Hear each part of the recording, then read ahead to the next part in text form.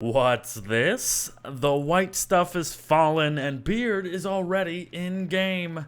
That's right, everyone, and in case you're like me and can't read, we are having ourselves a little hunt for the hunting party today as we cover MacTusk, a winter exclusive mob that can be found around the map at Walrus Camps, along with his son and dastardly hounds.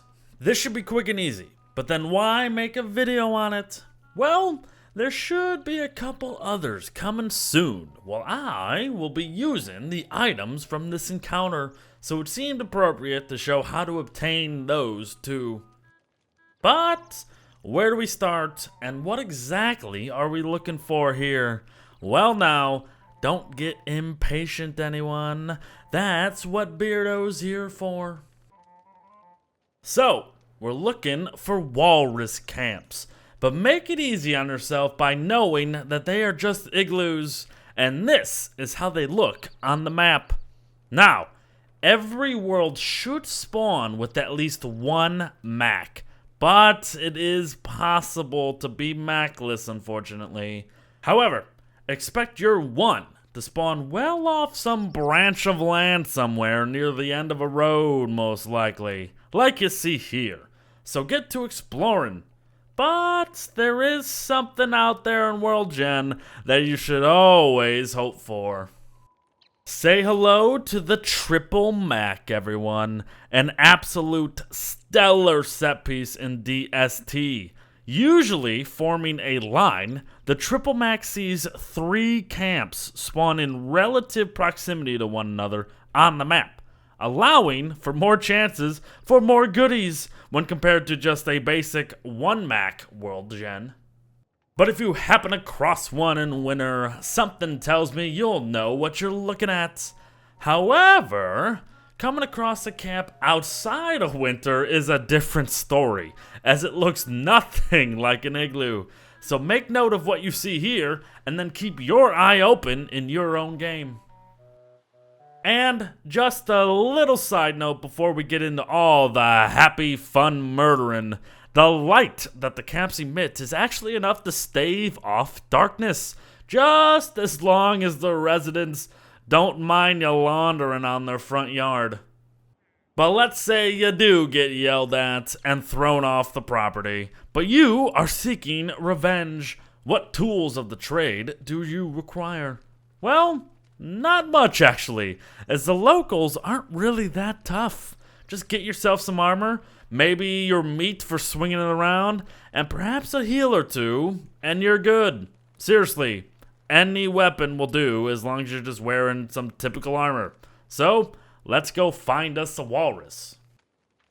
There he is, folks, the MacTusk. If you're wondering why he ain't attacking, it's due to proximity. He'll follow the player as long as you don't get too close. But his stats, at 300 health, the Mac ain't bad for a normal mob, and has a damage of 33.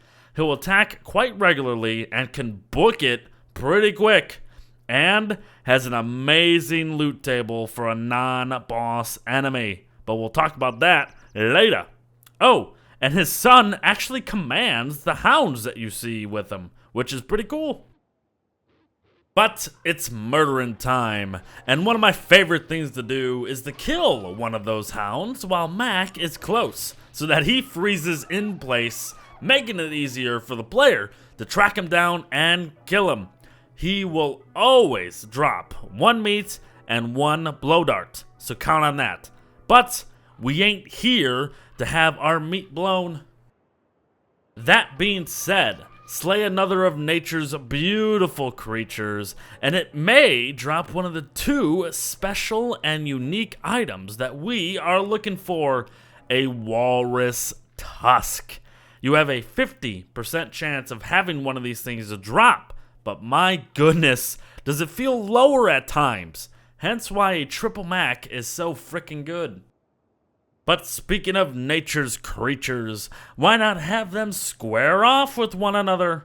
With Mac being a roaming mob to an extent, you may find the hunting party getting into some scuffles without you. but might as well take advantage of it. If you happen to find yourself caught up in all the action, don't panic. Deal with the hounds and then run directly at Mac. This is the most common and simplest method in dealing with him. You see, he will run away for a while, but after a certain distance from his own camp, he will turn around and suddenly become immediately passive, allowing you to just stab him in the back and reap the rewards. Easy peasy. Another side note, he is only active during days, so a nighttime ambush is definitely a viable option. But what other murderous techniques can we deploy? Well, we can give him a taste of his own medicine. His blow darts do a mere 33 damage, but ours do a whopping 100. Put 3 in his behind and he'll think twice about blowing you next time. And he might even drop the second piece of loot we went looking for, the Tam-O-Shanter. It only has a 25% chance of dropping, which feels even lower than that at times too. So, celebrate if you get you one. With an ice staff in hand, you can even turn him into a Maxical, and you'll render him immobile and very much deadzo after that. Or be lazy and creative at the same time and have some traps do all the hard work for you. Whatever works for you, friend. And when you're all murdered out, head on back home and head into the Dress tab to find the recipe for walking canes, an item that uses those precious tusks dropped from our walrus buddies. Craft you one, and you'll be treated to an instant 25% increase to movement speed whenever you have one equipped, while also never having to worry about durability because it's infinite. But I would worry about the skin you're using, because the default one is blah. But the thing above all else, the Tam-O-Shanter. Lasting 25 days, it is a sanity restoring item with a regen of 6.7 sanity per minute, the best sanity regen item in the game. It can also serve as an excellent insulator with an insulation factor of 120, so you can keep it on to keep you warm and from you being nipped at by any of the cold sons of guns out there. There you have it, everyone. A quick little guide on MacTusk, a mob like no other, and one that offers the chance to boost your survivability. Hope this helped and that you enjoyed. Expect more wintry guides soon enough.